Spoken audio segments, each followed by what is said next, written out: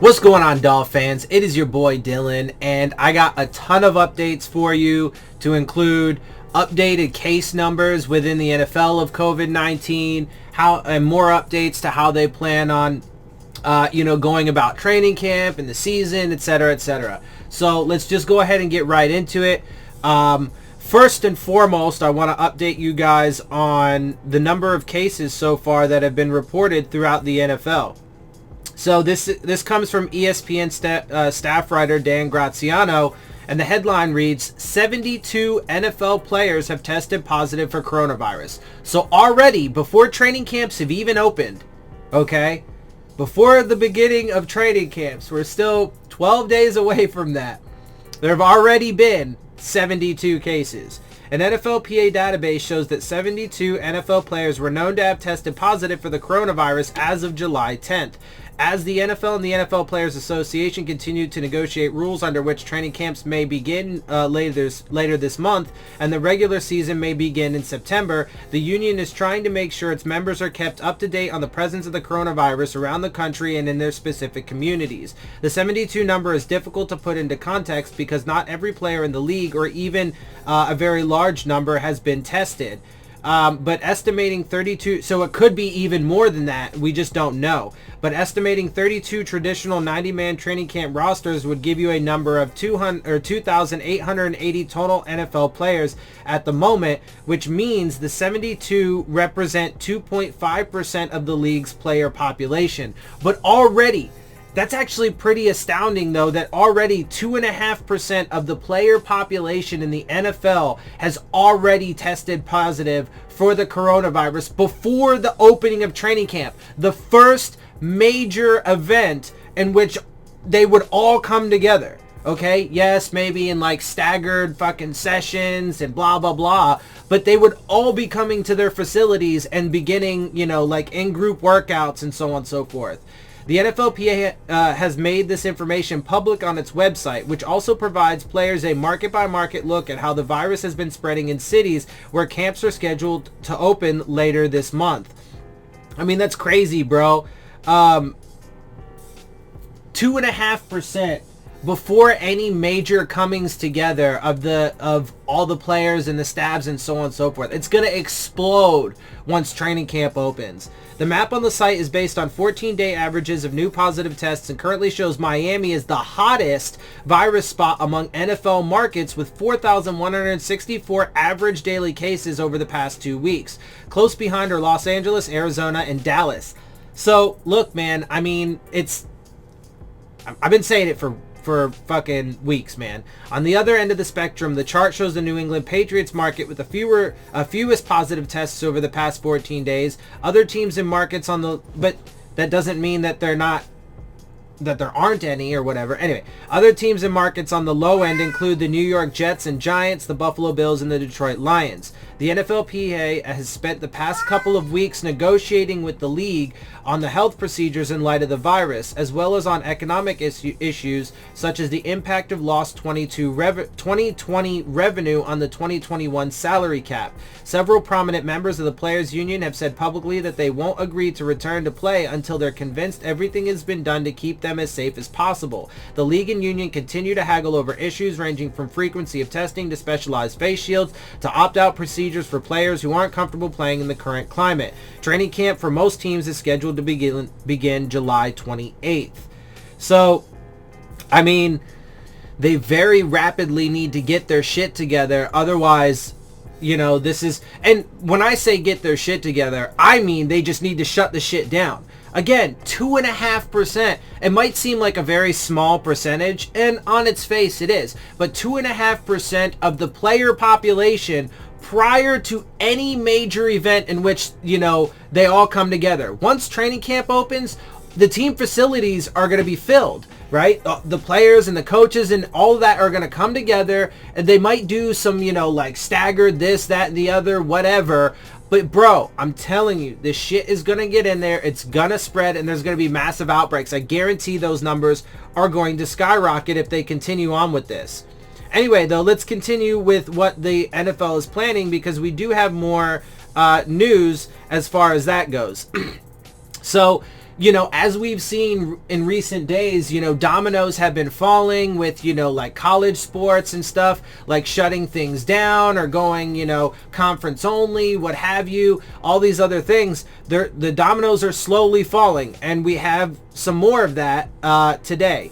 So the recent update is that there will be no fans allowed at training camp this year for any team. So they were previously mulling over, whether they were going to have fans, whatever. It is now decided that that is not going to be the case. Some teams have begun to announce that they won't be hosting fans at camp. Eventually, every team will say the same thing because no teams will have fans at training camp in 2020. Fans will not be permitted at training camp this year. NFL spokesman Brian McCarthy told Pro Football Talk via email, "This is a league-wide policy. Clubs may hold up to 2 events at their stadium provided they adhere to all state and local guidelines. This is one of the agreements that the league and the union have reached in working out the protocols for pro football at a pandemic," which is not, their protocols overall, some of the stuff is good and most of it is, like the bare minimum, of course you would do, but overall it's not going to be adequate. Training camps will be off limits, but for a pair of stadium events that are permitted locally and that follow all applicable rules and regulations. No fans at training camp this year for any team originally appeared on Pro Football Talk. Okay, whatever, I don't care about that. But anyway, so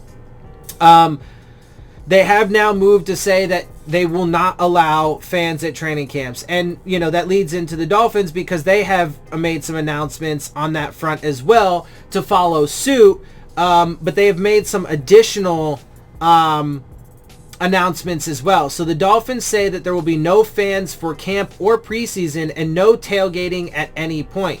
The Dolphins were one of the first teams to address how they'd welcome fans for home games when they shared mock-ups in May showing how they'd maintain social distancing at Hard Rock Stadium. If those plans are going to be enacted, it won't be until the regular season. The Dolphins announced on Thursday that they will not be welcoming any fans for training camp or preseason games this summer. So, first of all, training camp is an NFL mandate now, so they had to do that. Preseason, they already canceled 2 of the games, so obviously. And then the other 2, it's looking like that's probably going to end up being a mandate across the NFL at some point anyway. But good for them. Again, step in the right direction, but it's just yet another domino that's falling that I believe is going to ultimately lead to the entire thing being shut down inevitably. Let's see. They also announced that there will not be any tailgating allowed at the stadium at any point in the regular season. So no pre-parties. You just have to come. Whatever. They have their protocols on how they're going to, do parking and all that stuff, whatever. So anyway. As of now, the team is still hoping to have fans at games in the regular season, but CEO Tom Garfinkel said everything is subject to change at this point. Well, of course, because this thing is just out of control. And of course, then you also have the fact that in the bigger picture, Donald Trump just made it so that way the information on the virus from the hospitals and across the country no longer will be going to the CDC, but directly to his administration. So they've already been covering it up and lying and suppressing the numbers from the jump, but now it's just the American people are just going to be super in the dark, and this thing is a mess. It's a super mess. Anyway, things are changing week to week, and we are still more than 2 months away from our first scheduled regular season home game, so we'll wait and work with local authorities and make the determination about fans or no fans based on the data as we get closer, with the first priority continuing to be everyone's health and preventing any spread of the virus. But that's the thing. If they actually thought that, then they would realize the data, even the official data, is bad enough that the only acceptable answer is to shut down, let alone how bad it really is if we had the real numbers. But anyway, okay, whatever. Garfinkel said in a statement, "We're ready for any scenario and feel very good about the diligence and attention to detail that has gone into creating the safest environment we can if we are able to have fans on September 20th. See, but that's the thing though. With those kind of statements, right, it's very important to read into how people say things. But because with that kind of like strong statement about, we're super confident in how we clean. Okay, bro, like, that's cool, and it's good that you've put in these various protocols. But if you think that you're going to be able to fucking control a virus, Like, and stop it, or the people, right? There have been reports from, I saw, God damn it, I can't remember what it was, but it was something about the Bills. They couldn't get them, like, the stadium was having trouble, like, containing Bills fans doing something crazy at their tailgates. I don't remember what it was. But so the point is we can't control them from doing crazy shit at their tailgates. Like, how are we going to, control them and make sure that they all wear masks and social distance? You're not. It's impossible. There's no way you can control large amounts of people like that, or the virus. It's impossible. You can't do it. Those are things you literally just don't have control over. No matter how many protocols they put in, it doesn't matter. Anyway, the Dolphins also announced that they would give season ticket holders priority when it comes to buying tickets to regular season games. Once a capacity for those games is determined, those season ticket holders also have the option to roll over their payments to 2021 while retaining seat location and other benefits. So, I mean, it's, like I said, more dominoes definitely are falling in that regard of things being shut down or canceled, or, saying that we can't do it now. But we're inevitably going to see more of that, because this thing is raging out of control, and they are literally trying their method. The vast majority of our leadership in this country, and even a lot of leadership around the world, is let's just ignore it, forget it, and pretend it doesn't exist, and that's how we're going to get through it. And that's absurd. It's totally absurd.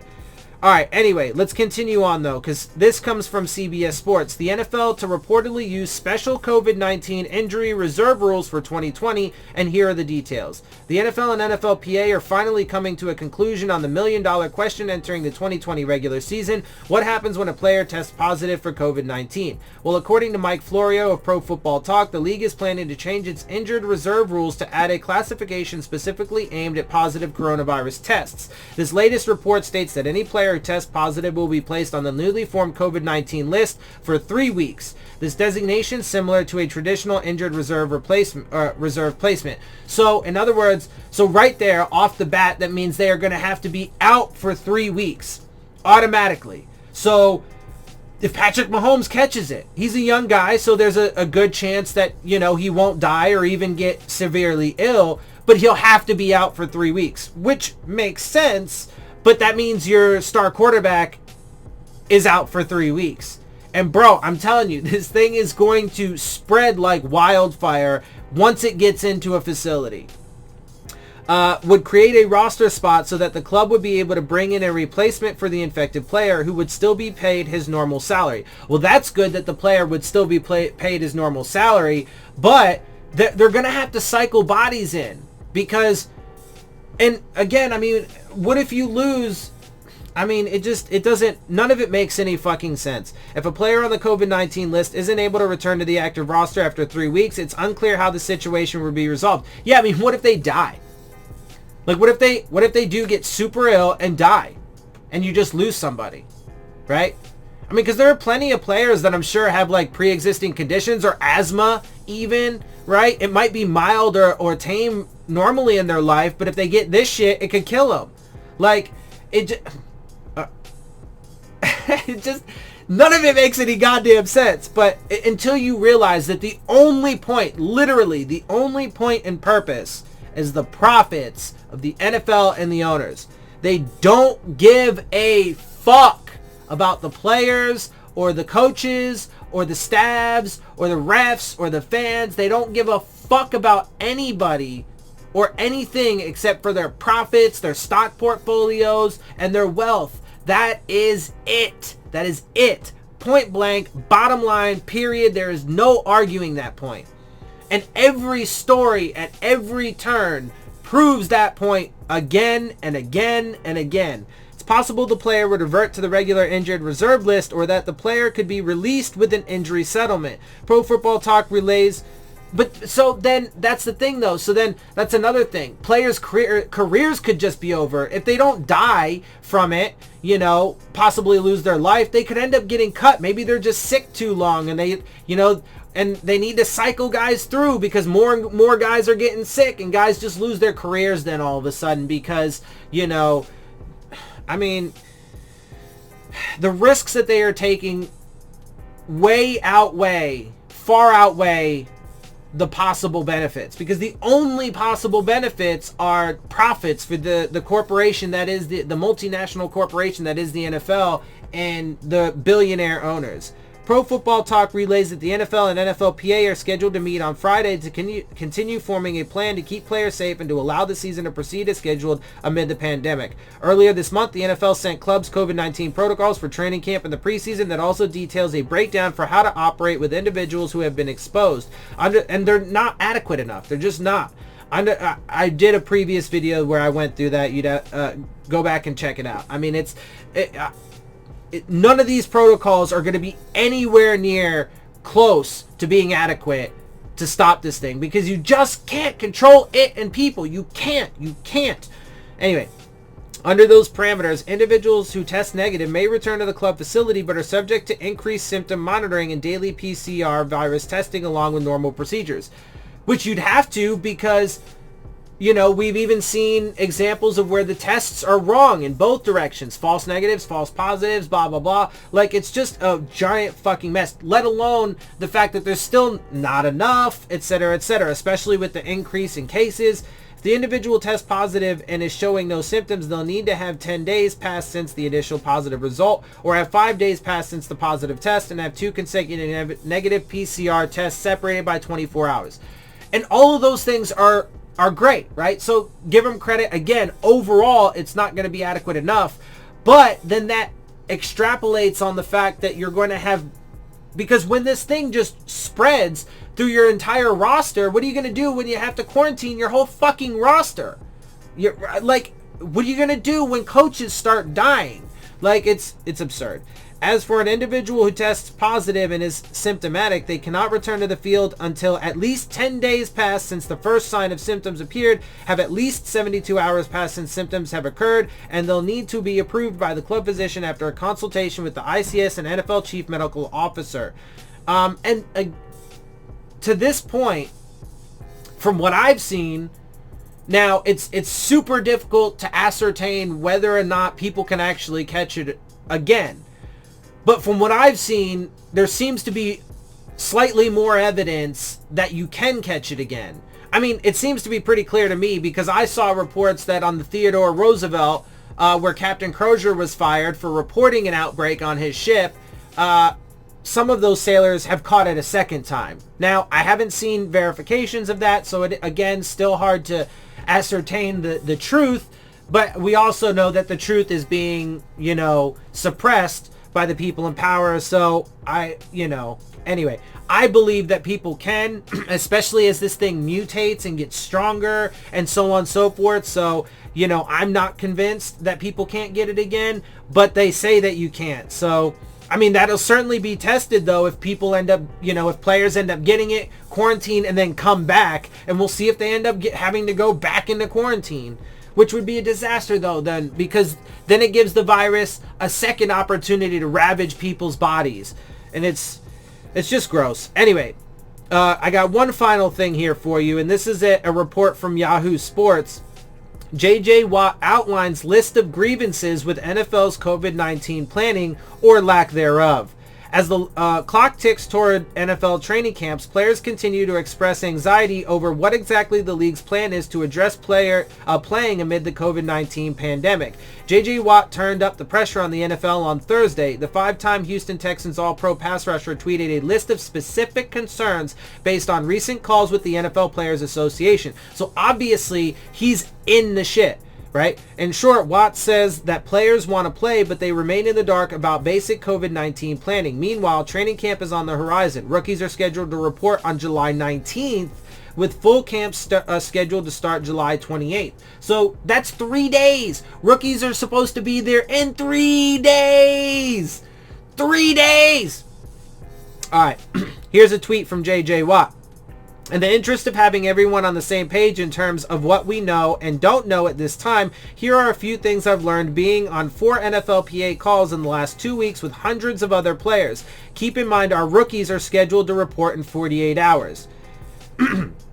Okay? And then he tweets out a list of things that we know and what we don't know. Here's what we know and don't know. We want to play. We want to be as safe as possible. We have not received a single valid IDER plan, infectious disease emergency response plan, from any team or the league. We don't know if there are preseason games or not. We don't know if there will be daily testing, semi-daily testing, etc. We don't know how a potential positive COVID test would affect contracts, roster spots, etc. Nothing has been agreed upon regarding what training camp will actually look like and how the ramp-up period will work. And then he ends it with "we want to play." He sandwiches it with "we want to play" and then puts a whole bunch of shit in there. Good, serious concerns about this whole fucking mess that's going on. And still, no answers though. No real concrete answers. Anyway, Watt's already threatened to sit out. Thursday wasn't the first time Watt has expressed concern over the league's planned coronavirus season. He said earlier in July that he was worried about being required to use a face shield and might sit out if there's a mandate. Behind closed doors, Watts joined Indianapolis Colts quarterback Phillip Rivers and others on NFLPA calls and asking what the plan is. Now he's taking those issues public with specifics. Preseason status remains unclear. On July 1st, the NFL reportedly made plans to cut the preseason in half from 4 games to 2. Reports immediately followed questioning that plan, noting player desire to cut the preseason out entirely. According to Watt, there's no clarity on that front as preseason games remain scheduled to start on August 13th. How will league protect players? Watt also says that players are in the dark on what the plan is in case of a COVID-19 emergency, which there will be. They don't know what basic preventative health protocols will look like. They don't know how inevitable COVID-19 infections will impact rosters and contracts. They don't know what training camp will look like less than 2 weeks out. These issues have been on the table. Yahoo Sports' Charles Robinson reported on July 10th that many of these unresolved issues were being discussed among players, then in addition to significant differences between players and owners over how to share the burden of the financial impact of the pandemic. 6 days later, it sounds like no progress has been made. The league has reportedly implemented a ban on post-game jersey exchanges, so there's that. The bottom line in terms of player safety is that there's no simple answer for protecting players during a pandemic involving an airborne disease.